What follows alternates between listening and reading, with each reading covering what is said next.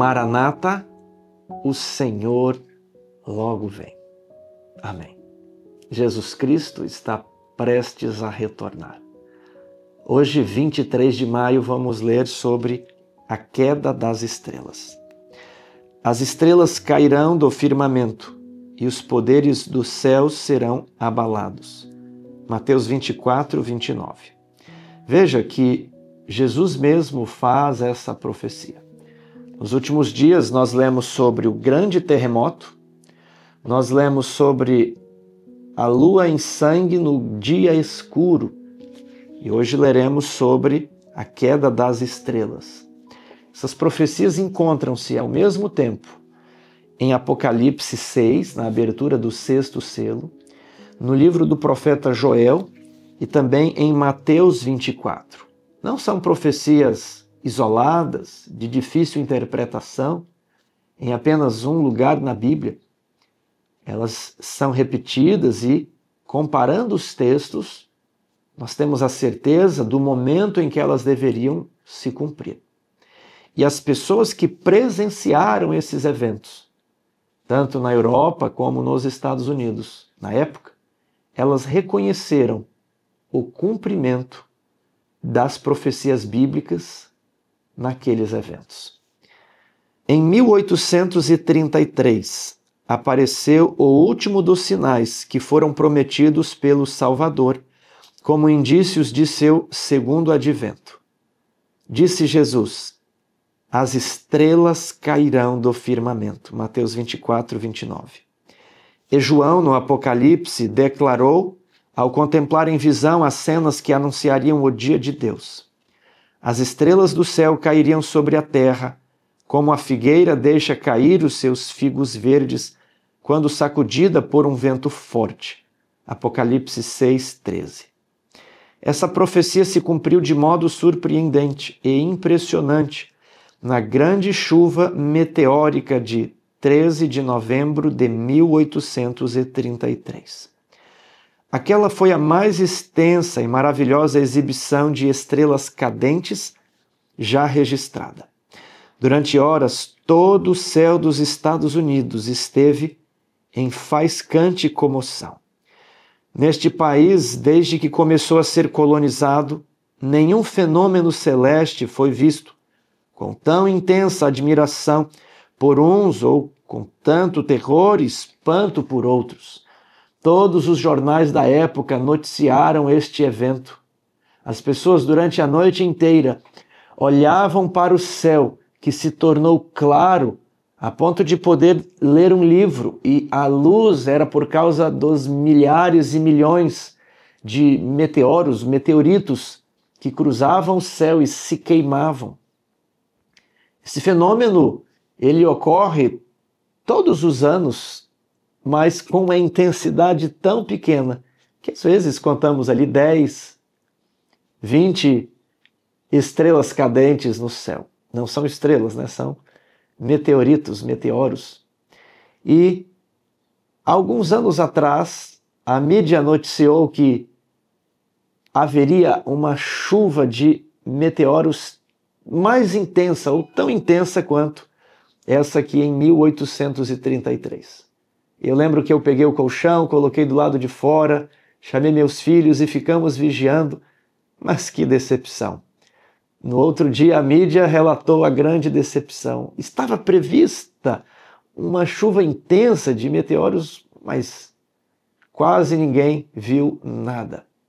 Por que, então, em 1833, houve algo tão intenso e que jamais se repetiu, nem antes, nem depois?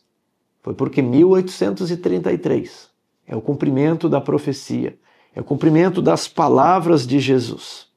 Veja só relatos, sua sublime e assustadora beleza ainda permanece na mente de muitas pessoas. Nunca houve uma chuva tão densa como essa, em que caíram os meteoros em direção à Terra, ao leste, ao oeste, norte e sul. Era tudo a mesma coisa. Em poucas palavras, o céu inteiro parecia em movimento. O espetáculo, como foi descrito no diário do professor Silliman, Foi visto por toda a América do Norte, desde as 2 da madrugada até a plena claridade do dia. Um contínuo jogo de luzes deslumbrantemente fulgurantes se manteve em todo o firmamento. Assim se cumpriu o último daqueles sinais da vinda de Jesus, que ele indicou aos seus discípulos. Quando virem todas estas coisas, saibam que o tempo está próximo às portas. Mateus 24, 33. Depois desses sinais, João contemplou grande acontecimento no céu. O céu se recolheu como um pergaminho que se enrola, enquanto a terra tremia.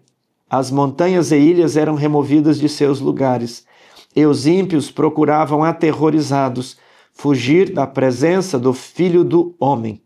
Apocalipse 6, 12 a 17.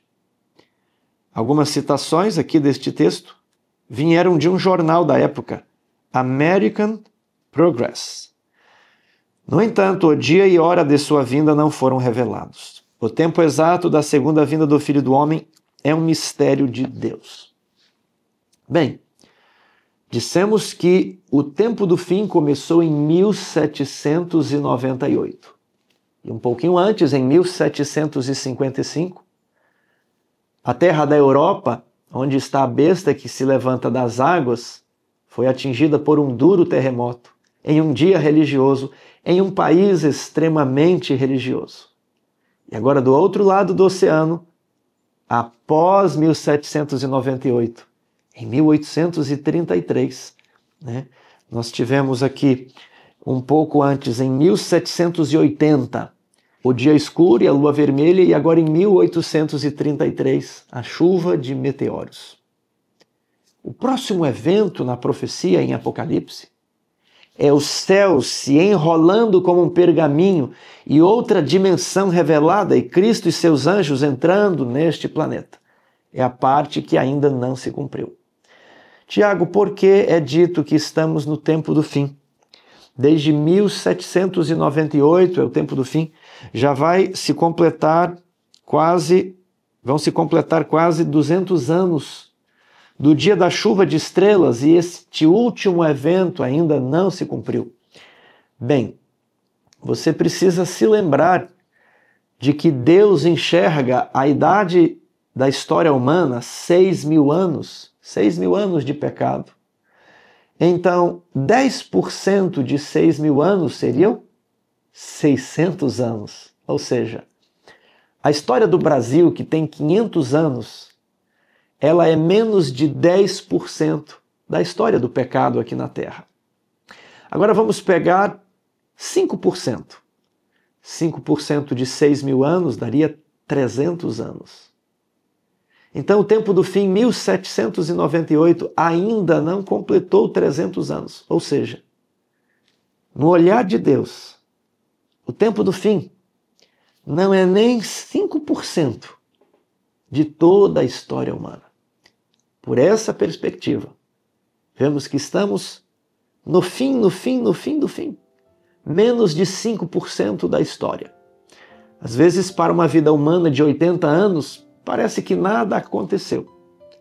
Mas pela perspectiva da história humana, destes eventos até os nossos dias, se passaram menos de 5% da história humana. Em breve Jesus voltará. E a partir de agora entraremos no estudo dos últimos eventos, dos eventos finais da profecia. Que você compartilhe este material, que todas as manhãs eu convido você para orar, para estudar e para estar aqui presente, dizendo Maranata, o Senhor logo vem. Vamos orar? Querido Deus, ajuda-nos a estarmos atentos aos sinais. Não nos deixe olvidar, esquecer, estarmos desapercebidos, porque dentro de pouco tempo aquele que prometeu vir virá. Que estejamos preparados, que saibamos dominar estes cumprimentos proféticos e também explicá-lo aos outros. É o que pedimos em nome de Jesus. Amém. Que Deus o abençoe.